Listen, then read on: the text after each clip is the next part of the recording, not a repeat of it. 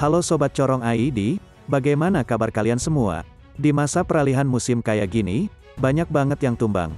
Semoga kawan-kawan sekalian diberi kesehatan agar bisa menjalankan aktivitas seperti biasa.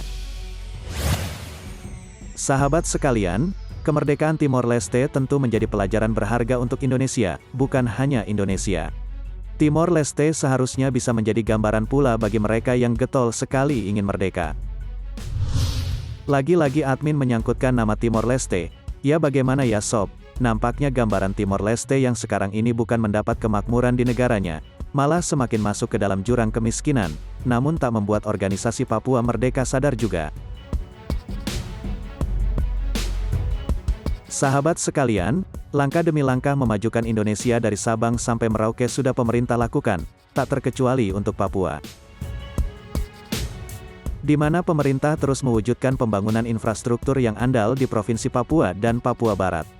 Yang pasti langkah-langkah terobosan pembangunan ditujukan untuk mengurangi angka kemiskinan yang tinggi, mengurangi indeks kemahalan dan pemerataan pembangunan infrastruktur.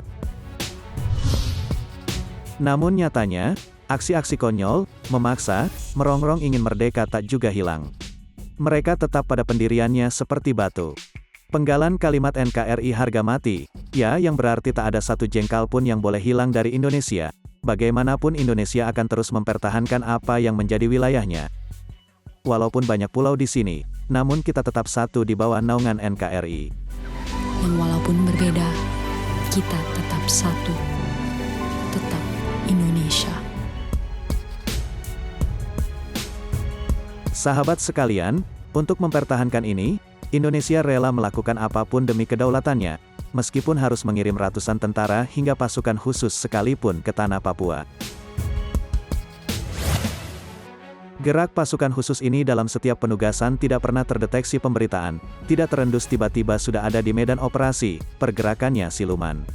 Bisa saja Kopassus diterjunkan dari pesawat di titik tertentu kemudian bergerak cepat dan senyap lalu sergap.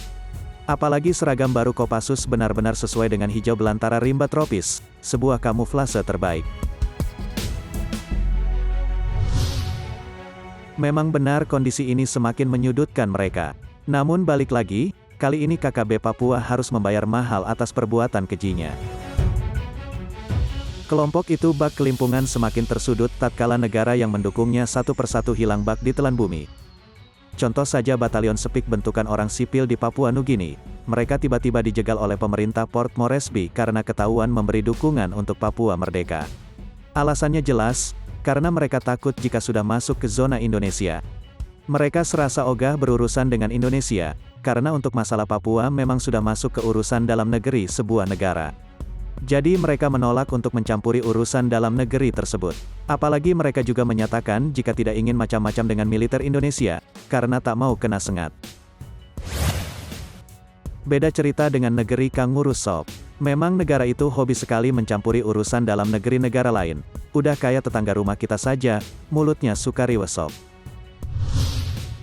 Bahkan 3 dekade silam, ketika ada negara lain yang coba-coba mencampuri urusan dalam negeri kita soal Papua, TNI Angkatan Udara mengerahkan 3 jet tempur F-5 Tiger dan mengeluarkan sonic bomb persis di wilayah border Papua sampai Papua Nugini. Yang kebakaran jenggot Australia, lalu protes. Bukan hanya hobi merusuh, negeri tetangga selatan itu juga kerap kali usil, rewel dan suka menghasut. Soal Timor Timur adalah pelajaran sejarah yang tidak boleh dilupakan. Intinya kita harus berhati-hati dengan negeri Kanguru ini. Sahabat sekalian, saat Papua Nugini sudah tak lagi mendukung kelompok tersebut, kini Australia menjadi negara yang sangat diharapkan bagi KKB.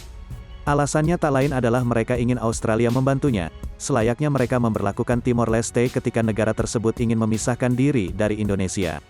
Ya, walaupun kemerdekaan yang didapat Timor Leste itu hanya dimanfaatkan pemerintah negeri Kanguru, faktanya tetap saja Australia turut andil dalam aksi kemerdekaan itu. Apakah mereka pernah berpikir jika Australia saja memanfaatkan kemerdekaan Timor Leste, otomatis kemungkinan besar negara tersebut juga akan memanfaatkan Papua selayaknya Timor Leste? Menurut kalian gimana sob? Komen di bawah ya. Namun, lagi-lagi kelompok tersebut harus kehilangan kekuatannya karena negara yang sangat diharapkan itu tak lagi datang untuk membantu. Hal ini juga berkaitan dengan perjanjian Lombok, yang menyatakan bahwa antara Indonesia dan Australia tak akan mengganggu urusan dalam negeri masing-masing negara, dan jika mereka nekat melanggar perjanjian tersebut maka akibatnya sangat buruk bagi mereka. Jangan lupakan jika masyarakat kita barbarnya tingkat dewa, otomatis seluruh lapisan elemen Indonesia baik sipil dan militer dijamin bakal mengamuk, bila Australia ikut campur urusan Papua.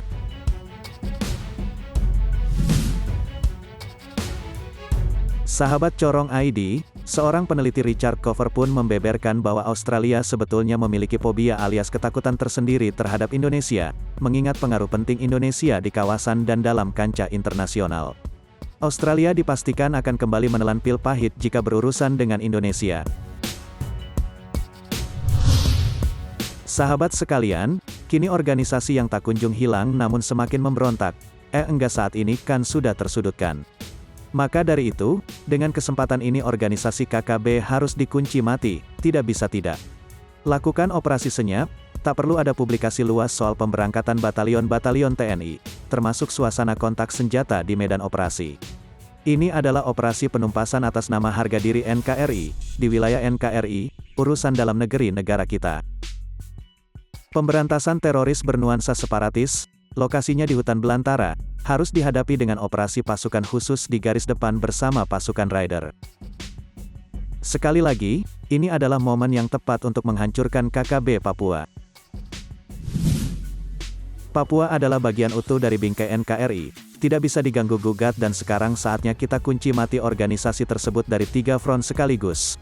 Pertempuran real di hutan Papua, kecerdasan diplomatik dan pertarungan opini di media sosial.